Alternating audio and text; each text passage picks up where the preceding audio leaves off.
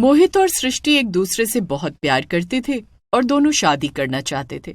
मोहित के घर वाले खाने पीने में तेल मसाला और चटपटी चीजें पसंद करते थे, तो वहीं सृष्टि के घर वाले बहुत सादा जीवन जीते और उनका खाना भी बहुत सादा और कम तेल मसाले में बना होता था। माँ, तुम एक बार सृष्टि से मिलकर तो देखो। वो इतनी अच्छी है कि तुम खुद उसे अपने घर की बहू बनाना चाहोगी। मैंने उसे देखा है, कितनी साधारण सी रहती है, न कानों में झुमके न ढंग के कपड़े पहनती है। अरे तेरे साथ जॉब करती है तो अच्छा ही कमाती होगी, फिर ऐसे क्यों रहती है? लड़कियों को तो बन सवर कर रहना चाहिए। माँ, सृष्टि की सादगी ही तो मुझे भा गई है। तुम एक बार उसके परिवार से मिलकर तो देखो, वे लोग बहुत अच्छे हैं। मोहित के कहने पर शालिनी सृष्टि के परिवार वालों से मिलने उनके घर जाती है। लड़के वालों के स्वागत में सृष्टि के परिवार वाले कई तरह के स्वादिष्ट व्यंजन परोसते हैं। सृष्टि के घर से लौटने के बाद लड़की वालों ने इतना सारा खाना परोसा, लेकिन किसी में स्वाद नहीं था। ज्यादातर नाश्ते में मिठाई था, चटपटी चीजें तो थी नहीं। अरे खाने में स्वाद तो तभी आता है जब कुछ चाट पकौड़ियाँ हो। माँ, सृष्टि और उसके घर वाले सेहत को लेकर काफी जागरूक हैं, इसलिए वो लोग चाट पकौड़ी और मसालेदार चीजें नहीं खाते हैं। माँ, अब शादी के लिए मान भी जाओ। देखो, अगर मेरी शादी सृष्टि से नहीं हुई तो मैं शादी नहीं करूंगा। अपने इकलौते बेटे की खुशी के लिए शालिनी मोहित की शादी सृष्टि से करने के लिए राजी हो जाती है। वो दिन भी आ जाता है जिस दिन मोहित और सृष्टि परिणय सूत्र में बंधने वाले होते हैं। लड़के वाले बारात लेकर सृष्टि के घर आते हैं। सभी लोग बहुत खुश नजर आ रहे थे, लेकिन जैसे ही बाराती खाने के स्टॉल पर पहुंचते हैं, सबके मुंह बन जाते हैं। रिश्तेदार तरह तरह की बातें बनाने लगते हैं। ये क्या, खाने में चटपटी चीजें तो है ही नहीं। अरे आजकल तो शादियों में गोलगप्पे, चाउमीन, 10 तरह के चाट पकौड़े, डोसा और ना जाने क्या क्या होता है। यहाँ तो बहुत साधारण खाना है, चने की दाल, पुलाव और तवे की रोटियां। कम से कम पनीर के 2-4 आइटम ही रख देते, जैसे पनीर मसाला टिक्का और पनीर मखनी। साधारण सा मटर पनीर बना दिया, वो भी इतने कम तेल मसालों में। मटर पनीर तो हम घरों में बना लेते हैं, शादी में तो कुछ अलग बनना चाहिए। लड़के वालों के रिश्तेदार अपना अपना मुंह बना लेते हैं, जैसे तैसे थोड़ा बहुत खाना खाते हैं और शालिनी को ताने मारते हैं। शालिनी दीदी, बुरा मत मानना, अगर लड़की वालों को पैसों की कमी थी तो हमसे कह देते, खाने का इंतजाम हम करवा देते। इतना सादा खाना खिलाने की क्या जरूरत थी? हाँ दीदी, आपने भी ना जाने क्या देखकर मोहित की शादी सृष्टि से कर दी। अरे पूरी जिंदगी आपको बीमारों वाला खाना खिलाएगी। रिश्तेदारों की बातें शालिनी को बहुत बुरी लग रही थी, लेकिन वो उन्हें कोई जवाब देकर अपना मूड खराब नहीं करना चाहती थी। थोड़ी देर में शादी हो जाती है और सृष्टि बहू बनकर शालिनी के घर आ जाती है। सृष्टि बहू, इस घर में तुम्हारा स्वागत है। आज से ये घर तुम्हारा है। घर की सारी चीजों पर तुम्हारा अधिकार है, लेकिन रसोई में मेरी ही चलेगी। खाना मैं ही बनाया करूंगी। ठीक है माँ जी, जैसा आप कहेंगी मैं वैसा ही करूंगी। सृष्टि बहू बनकर घर में आ तो गई थी। वो घर के सारे काम भी करती, लेकिन खाना शालिनी ही बनाती, क्योंकि उसे खाने में चटपटी चीजें पसंद थी। सृष्टि बहू, तू सब्जियां काट दे, मैं खुद बना लूंगी। दाल और सब्जी मैं बना लूंगी, तू रोटी और चावल बना लेना। ठीक है माँ जी। शालिनी खूब मसालेदार सब्जी और तड़के वाली दाल बनाती और सृष्टि के हिस्से में रोटी और चावल बनाने का काम आता। इस तरह घर में कभी कुछ स्पेशल बनाना होता तो शालिनी खुद बनाती थी। एक दिन की बात है, अचानक शालिनी की तबीयत खराब हो जाती है। न जाने आज क्यों मेरे बदन में बहुत दर्द है। सृष्टि उसका माथा छूकर देखती है। माँ जी, आपको तो तेज बुखार भी है, मैं आपको डॉक्टर के पास ले चलती हूँ। सृष्टि शालिनी को डॉक्टर के पास ले जाती है और उसका चेकअप करवाती है। बढ़ती उम्र में काम करने के कारण इन्हें थकान हो गई है, जिस वजह से इन्हें बुखार हो गया है। इन्हें कुछ दिन के आराम की जरूरत है। मैं कुछ मल्टीविटामिन दे रहा हूँ, जिससे इनकी बॉडी जल्दी रिकवर करेगी। ठीक है डॉक्टर साहब। सृष्टि शालिनी को लेकर घर आती है और उसे दवाई खिलाती है। दवाई खाकर शालिनी रसोई में जाती है, तभी उसे चक्कर आ जाता है। वो गिरने ही वाली थी कि सृष्टि उसे गिरने से बचा लेती है। माँ जी, ये आप क्या करने वाली थी? आपको डॉक्टर ने आराम करने के लिए कहा है, आप अपने कमरे में चलिए। सृष्टि शालिनी को उसके कमरे में ले जाती है और उसे बेड पर लिटा देती है। उसी समय घर की घंटी बजती है।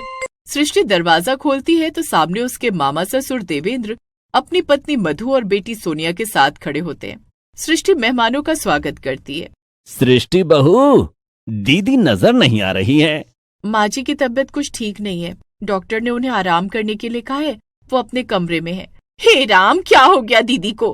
कहीं बीमारों वाला खाना खाकर कमजोर तो नहीं हो गई?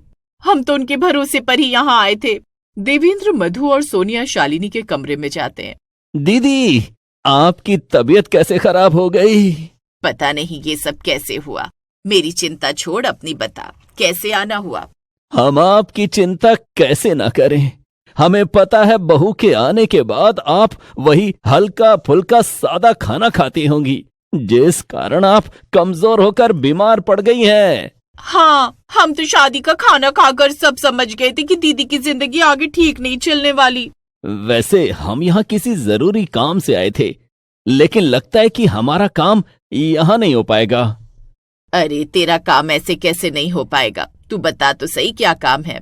दीदी, तुम तो देख ही रही हो कि सोनिया की उम्र शादी के लायक हो गई है। हमने इसी शहर में इसके लिए एक अच्छा रिश्ता ढूंढा है। लड़के वाले कल इसे देखने आ रहे हैं। हमने तुम्हारे घर पर उन्हें खाने पर बुला लिया था, लेकिन अब तुम्हारी तबीयत तो खराब है और सृष्टि बहू तो वही सादा खाना बना देगी। लड़के वाले हमारी तरह चटपटे खाने के शौकीन हैं। कहीं ऐसा ना हो कि खाने की वजह से रिश्ता ना बने। अब हर कोई तुम्हारी तरह तो नहीं होता ना कि खाने पीने के मामले में भी एडजस्ट कर ले। दीदी, तुम बुरा ना मानना, लेकिन अब हम लोग होटल में चले जाएंगे और लड़के वालों को वहीं बुला लेंगे। उसी समय सृष्टि चाय लेकर शालिनी के कमरे में आती है। मामा जी, मामी जी, आप लोगों को कहीं जाने की जरूरत नहीं है। लड़के वालों को यहाँ आने दीजिए। मैं ऐसा खाना बनाऊंगी कि लड़के वालों को बहुत पसंद आएगा। लीजिए, चाय पीजिए और टेंशन दूर भगाइए। लेकिन सृष्टि बहू, तू चटपटा मसालेदार खाना कैसे बनाएगी? वो सब आप मुझ पर छोड़ दीजिए। देखना बहू, अगर तुझे कोई मदद चाहिए तो मधु की मदद ले लेना। ठीक है माँ जी। सभी लोग चाय पीते हैं। बहू, तूने चाय में ऐसा क्या डाला? ये तो बहुत स्वादिष्ट लग रही है। माँ जी, ये मसाला चाय है, ये खास मेरी रेसिपी है। इसमें मैंने तुलसी, अदरक, लौंग, इलायची और दालचीनी कूट कर डाला है। ये चाय स्वाद में तो लाजवाब होती ही है, साथ ही ये सेहत के लिए भी बहुत अच्छी होती है। चाय तो बहुत अच्छी बनी है। आप लोग हाथ मुंह धोकर आराम कीजिए, मैं खाना बनाती हूँ। सृष्टि खाना बनाएगी, ये सुनकर सारे लोग अपना मुंह सिकोड़ लेते हैं, लेकिन अब उनके पास इसके अलावा और कोई रास्ता नहीं था। सृष्टि रसोई में जाकर खाना बनाने लगती है। शादी के बाद आज पहली बार रसोई पूरी तरह मेरे हाथ में आई है। आज मैं ऐसा खाना बनाऊंगी कि सब लोग बस उंगलियां चाटते रह जाएंगे। वो बड़े प्यार से सबके लिए खाना बनाती है। कुछ देर के बाद खाना बनकर तैयार हो जाता है। वो सबको खाने के लिए बुलाती है। सभी लोग खाने की टेबल पर आते हैं। इतनी सारी वैरायटी! बहू, तूने जरा सी देर में क्या क्या बना दिया? दाल मखनी, कढ़ाई पनीर, कचौरियाँ, पुलाव, लौकी का रायता। बहू, ये सब तूने बनाए हैं? जी मामी जी, ये सारा खाना मैंने बनाया है। सभी लोग मन ही मन सोचते हैं कि न जाने कैसा खाना बनाया होगा। पता नहीं इस खाने में स्वाद होगा भी या नहीं, लेकिन जैसे ही सभी लोग खाना शुरू करते हैं, माइंड ब्लोइंग भाभी, आपने क्या खाना बनाया है? इतना स्वादिष्ट और चटपटा खाना मैंने पहले कभी नहीं खाया। माँ, तुम भाभी से कुछ कुकिंग टिप्स ले लेना। सोनिया की बात सुनकर मधु झेप जाती है, क्योंकि खाना वाकई में बहुत टेस्टी और चटपटा बना था। बहू, तूने एक दिन में ऐसा खाना कैसे बना लिया? एक दिन में नहीं माँ जी, शादी से पहले मुझे मोहित ने सब बता दिया था। मैंने आप लोगों की टेस्ट का चटपटा खाना बनाना सीख लिया था। आपने ही मुझे खाना बनाने का कभी मौका नहीं दिया। आज तो तुमने खाना अच्छा बनाया है, लेकिन तुम्हारी असली परीक्षा कल होगी। मामा जी, आप बिल्कुल भी फिक्र मत कीजिए, सब हो जाएगा। अगले दिन सोनिया को देखने के लिए लड़के वाले आने वाले होते हैं। सृष्टि सुबह से ही खाने की तैयारी में लग जाती है। जब लड़के वाले आते हैं तो मधु सोनिया को तैयार करती है। सारी बातें बाद में, पहले आप लोग खाना खा लीजिए। हाँ हाँ, क्यों नहीं। सृष्टि सबके लिए खाना लगाना शुरू करती है। उसने खाने की इतनी वैरायटी बनाई थी कि पूरा टेबल खाने से भर जाता है। टिक्की चाट, पनीर के पकौड़े, छोले भटूरे, बिरयानी और साथ में गोलगप्पे भी। ये सारा खाना आपने बाहर से मंगवाया क्या? नहीं बहन जी, ये सब मेरी बहू सृष्टि ने बनाया है। सभी लोग खाना खाते हैं। सृष्टि ने बेहद चटपटा खाना बनाया होता है जो सबको बेहद पसंद आता है। बहन जी, आपकी बहू तो बहुत अच्छा खाना बनाती है। खाना बिल्कुल हमारी पसंद का चटपटा और जायकेदार बना है। हमें ये रिश्ता मंजूर है। अपनी बहू से कहना कि सोनिया को भी ऐसा ही चटपटा खाना बनाना सिखा दे।